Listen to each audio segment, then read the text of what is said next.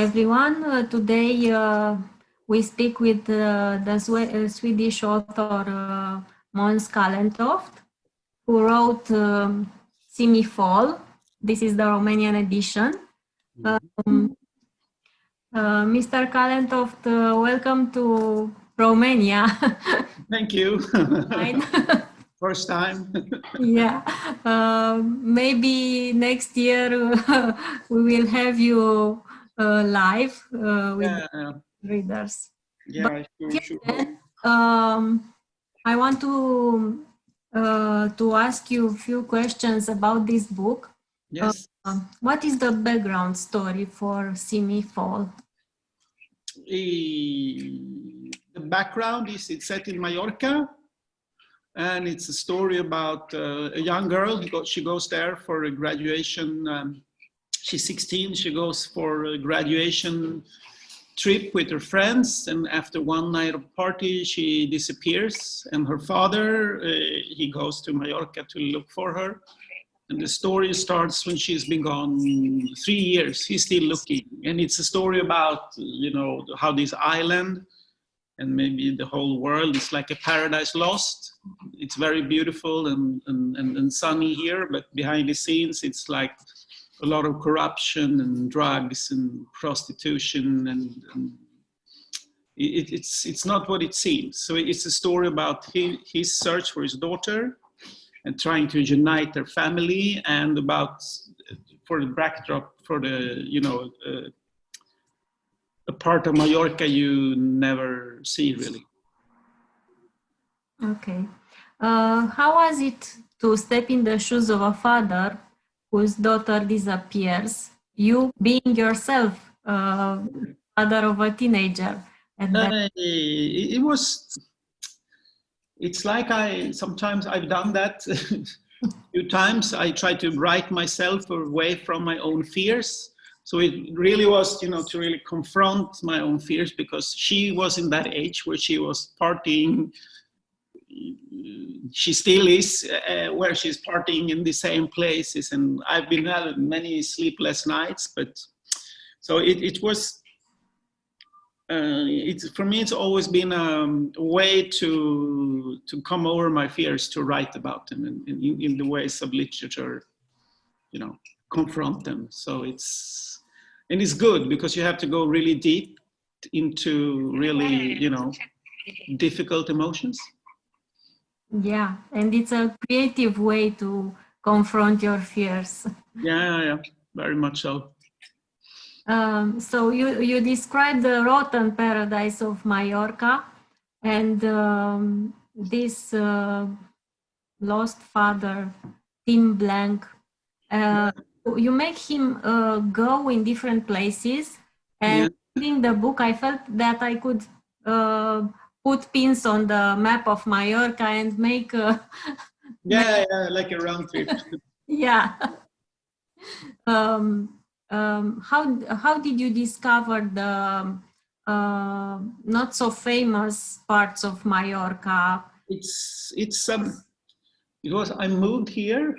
I knew it's Spain. It's a lot of corruption, especially in certain areas. It's good. And Mallorca was famous, since I know Spain before, was quite famous for corruption. But when I came here, I realized it went much deeper than I thought. And, in Sweden, we're quite innocent because there is not much corruption. There's never been.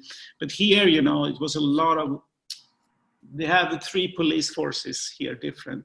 Guardia Civil, Policía Local, and Policía Nacional, and they are all corrupt. I didn't realize this.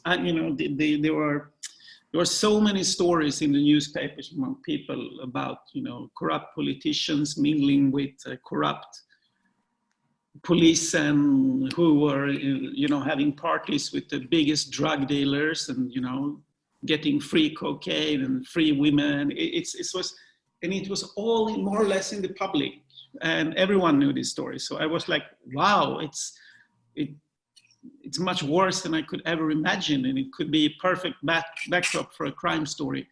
Because if you have, a very high politician, the head of police, who are friends with the biggest drug dealers. You know, something is going to go really wrong. Yeah. Yeah. I have the feeling that you will find Romania and Bucharest fascinating because yeah, I think so too. I know a little bit, but yeah. it's not super clean, right? Yeah. No, we have our stories. Yeah, I seen the famous documentary, The Collective. Why? Yeah, Yes. yeah, I've seen. I know it's horrible. It's you need the journalists, right? Yes, Yeah.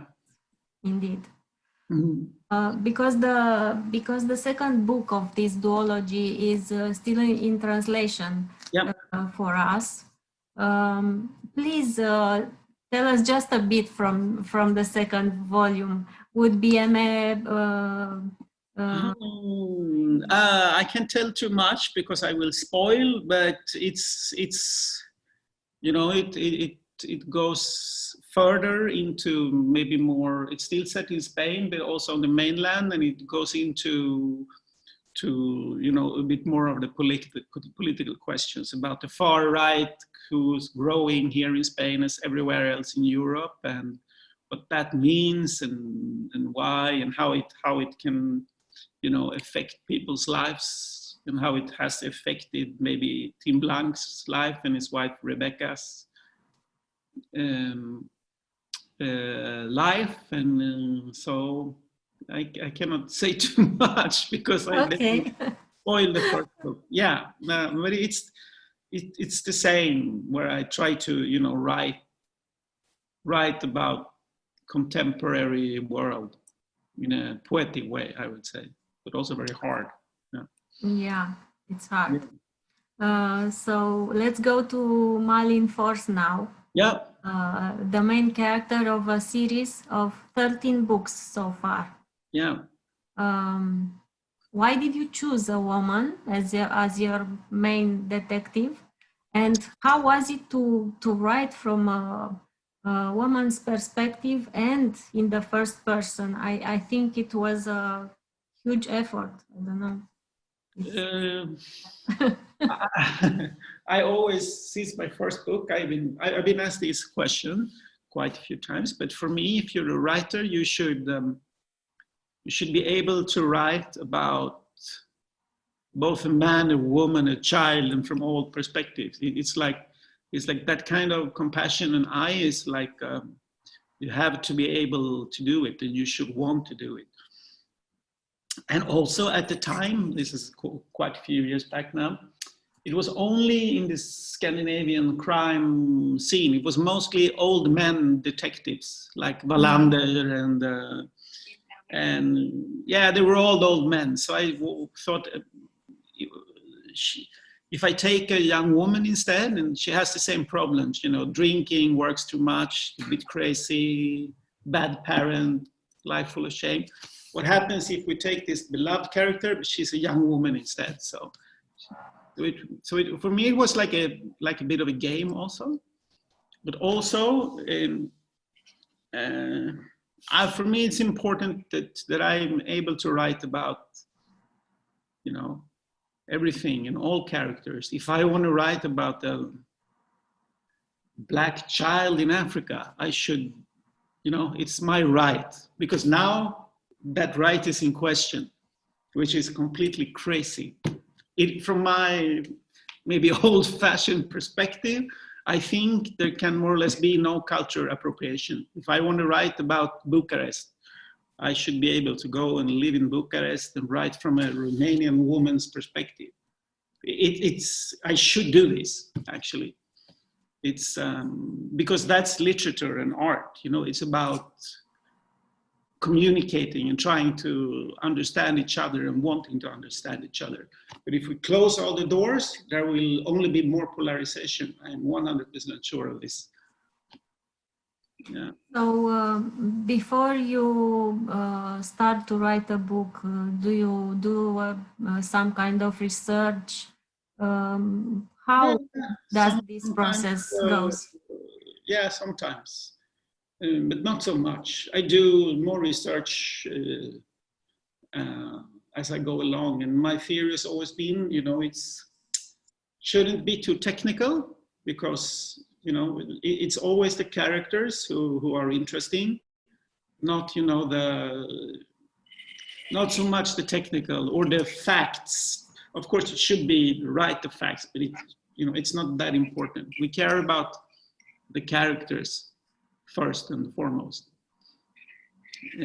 So I'm not one of the writers who do a lot of research. And no, I look at people. It's my research, I would say, and language. What does language mean? It's much more interesting than, than criminology or whatever. Yeah. Yeah, I think the Nordic noir genre has changed in the past years, because all the novels you write, you and other Scandinavian writers, are more than a crime story or a mystery. They have social, social comments about different things.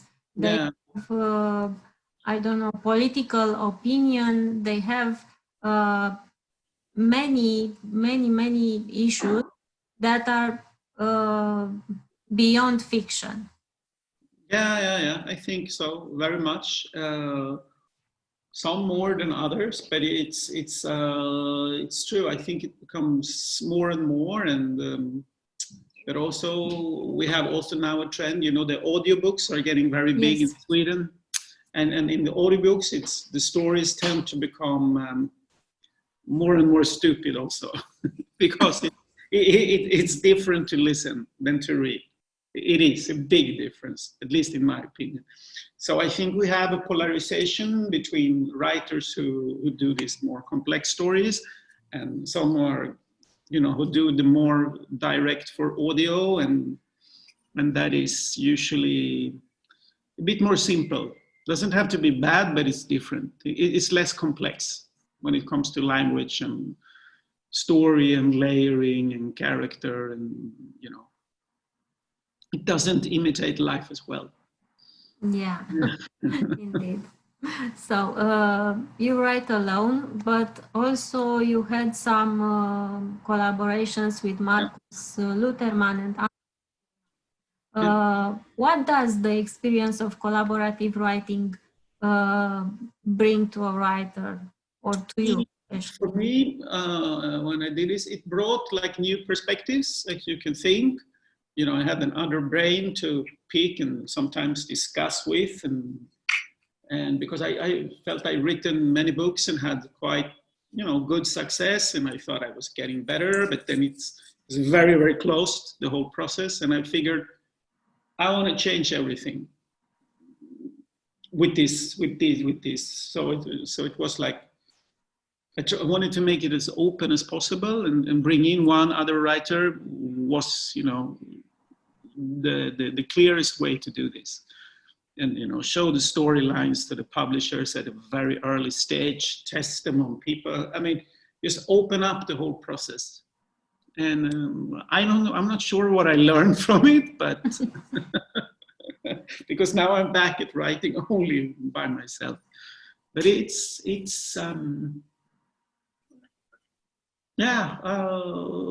and it's good to get, other people's perspectives on storytelling and writing, and yeah. So now you live in Mallorca. Yeah. Why did you move from Sweden? For creative purposes? It was climate purposes. Chasing the sun? Yeah, both, I think. To be honest. A bit chasing the sun. Of course, it's so much better, the weather. And also for creative purposes, because I lived in Stockholm, and, Sweden, I don't know how it works in Romania, but, the creative circles and the literature is all in Stockholm, all the journal. It's very, very focused. So I was like never alone. I felt like every day someone wants to have lunch. So I wanted to get away, to be, you know, left alone writing, not getting disturbed the whole time. You know, being completely anonymous, because I was a bit on television shows for a while. So people started recognizing me on the street, you know, there he is, and I hated it. It was the worst experience. So I really wanted to take some step back and become, you know, only focus on writing and a few, you know, kids and, yeah. And how was this past year for you? How did pandemic affected your life, your writing? We were in lockdown for 3 months. You could only go to the grocery store and the pharmacy. And for the first weeks, I could write very well. And then it became like slowly, but and then you were just sitting in the sofa watching Netflix. It was very hard. And that was like for 4 or 5 weeks. I didn't write anything, which is very unlike me. I usually write the whole time. But then I came out of that and wrote a lot, like the last 4 or 5 weeks. So it was, it was just weird. It just went on and on and on. So, but then after that, it's been mostly boring, I think, and not very creative, because I need input. I usually travel quite a lot. Now, you know, it's not so much travel. It's super complicated. So, well, but I don't think I've learned that much. I don't know. We'll see in a few years what you learn about. It's not good for stories, a closed world, I think. Yeah.